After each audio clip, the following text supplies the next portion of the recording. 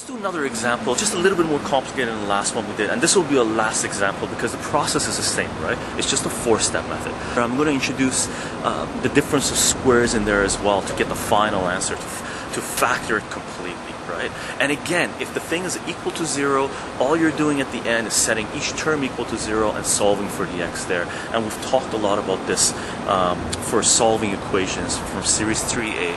And if you don't know how to do that, then what you should be doing is taking a look at those videos to figure out how to set each term equal to 0 to solve for the x, right? Right now what we're concerned about is learning this technique so we can add, you know, the complex trinomial factoring, how we factor complex trinomials, basically the 4-step method, into our arsenal, into the techniques that we know to be able to break down polynomials, factor polynomials, solve equations, right? So it'll just be one more thing that we know to use, one more tool that we have in our box to be able to, you know, deal with problems with polynomials, right? Deal with questions that come to us in the form of polynomials. So what we have right now is negative x to the 4th minus 3x squared plus 2. And remember, when it comes to factoring trinomials, right, the simple trinomial and a complex trinomial, what you need is your first term with the x. That power there has to be double the second term power, right? And they have to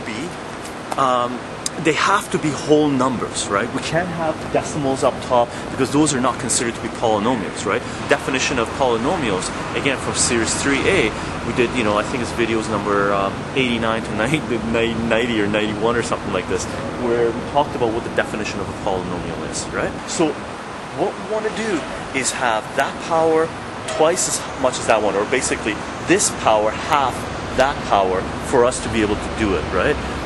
So what we want to do right now is going to grab the first term, the negative 5, and the sign in front of the number always goes with the number. So we're going to grab the negative 5 and multiply by the 2.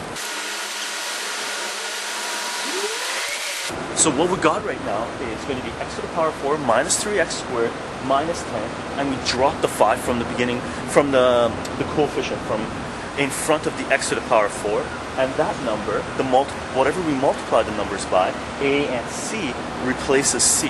Now what we're going to do is just factor that term right there. So what I did was leave the room, make sure you leave enough room to put the negative 5 back in front of those terms, right? So two numbers that multiply to give you negative 10 and add to give you negative 3 is going to be negative 5 and positive 2. Right? So we got x squared minus 5, x squared plus 2, and what we're going to do is drop the 5, negative 5, in front of those x squared terms, and that's the first step is that, the second step is factoring it, that's our third step. We're going to bring negative 5 back in. Right? So we've got negative 5x squared minus 5, negative 5x squared plus 2, and we're going to look at both these terms and take out the GCF and dump it. So in the first one, the GCF is going to be, you know, you could take out a 5, but you don't want to do that. You want to take out a negative 5, right? You want to take out as much as you can from the terms to because that simplifies them as far as you can go, right? So what you're going to do is take out a negative 5 from the first one, and the second one, there is no GCF, so you're going to leave it alone. So negative 5 comes out and you dump it. Yeah. It's just chalk. Yeah. When it rains, it just washes up, that's it. I was going to do more, but I'm going to walk away. I'll finish this one and walk away. Okay? It's going to take me 30 seconds. I just got to write 2 more lines, that's it. For sure, I'll come back. Yeah, I'll come back with water. Does I have to bring someone to clean it up? No. So we got, what do we... People don't like chalk. We got negative, we're going to take out the negative 5, right? We're going to put it up front and dump it. So it's going to be negative 5. And when you take out the negative 5, there's a negative 5 there. The negative, when you take out a negative 5 from negative 5, it turns into a positive, right? It's positive 1. So we took out negative 5 from there, and negative x squared plus 1, it becomes x squared plus 1, and the other one just stays the same. Now, we talked about this. This is that guy factored, but you haven't gone all the way yet, because as we talked about before, any two things subtracted from each other, you can factor. So you can factor that term further, because what it is, if you rewrite that, it becomes 2 minus x squared, right? So what you want to do is rewrite that term as 2 minus x squared, and it becomes two things subtracted from each other, and you can factor that further. So right now what we have is x squared plus 1 and 2 minus 5x squared. What we're going to do is move on to a different wall because I'm getting kicked off this wall. So we're going to move off to another wall and solve that equation, okay? So keep this in mind. I'm going to rewrite this on another wall and solve it, okay?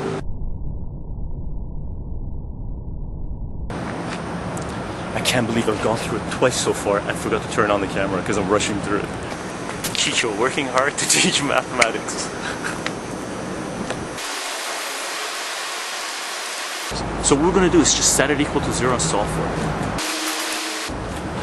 The first one we can't factor anymore. That one we're going to rewrite as 2 minus 5x squared because it looks better that way. It's the difference of squares, and then we're going to take the square root of both terms, right? So right now that becomes a little bit more obvious that it's a difference of two things. So we're going to factor that and leave that one alone.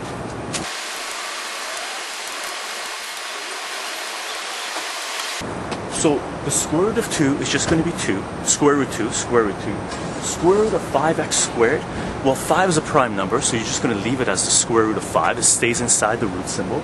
Square root of x squared is just going to be x, so the x squared comes out as a single x, right? And again, if you don't know how to do your radicals, it's second series and you should know how to do this, right? So again, as we talked about, if you have if you don't understand a certain principle and we're just going to continue to build on it, then everything's going to collapse, right? Because you're going to get stuck here if you don't know how to deal with your radicals. So if you don't know your radicals, you definitely have to take a look at series 2 and practice that stuff, right?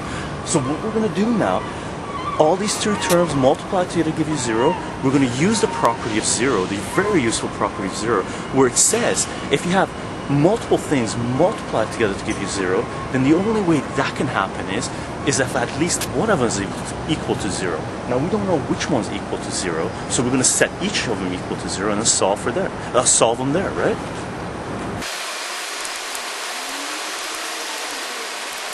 And we've done a lot of examples like this, and again that's from series 3A, right? So we're going to grab, what we're going to do is, I'm going to grab, because I don't like the negative x, right? So I'm going to grab the negative x square root of 5 and move her over to the other side and then divide by the square root of 5.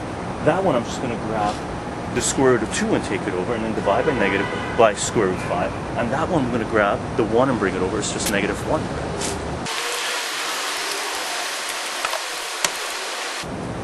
So what we got here is x squared is equal to negative 1.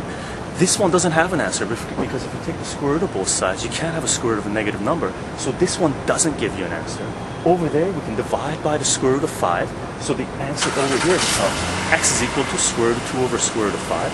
And over there, that one should be a negative square root. So that one is actually negative square root 2 when it came over because the sign changes when it comes over. So you divide over here, divide by square root 5. Over there, you divide by square root. So your final solution to this, that one is not going to have an answer. This one is just going to be x is equal to square root of 2 over the square root of 5.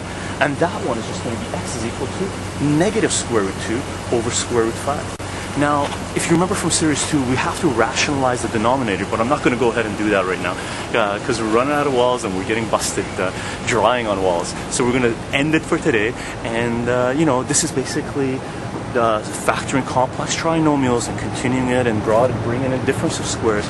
From here, we're gonna, when we get into the polynomials, graphing polynomials, we're gonna start graphing them, solving them, trying to figure out, what the stuff means, what it's giving us. And, we talked about those before. It's just basically giving the x-intercept, the solutions, the factors, the roots.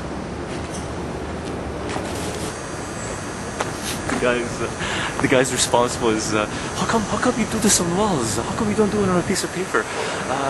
It's very strange. He just couldn't comprehend why you would do math outside on, pretty colored walls with pretty chalk and, have fun doing it.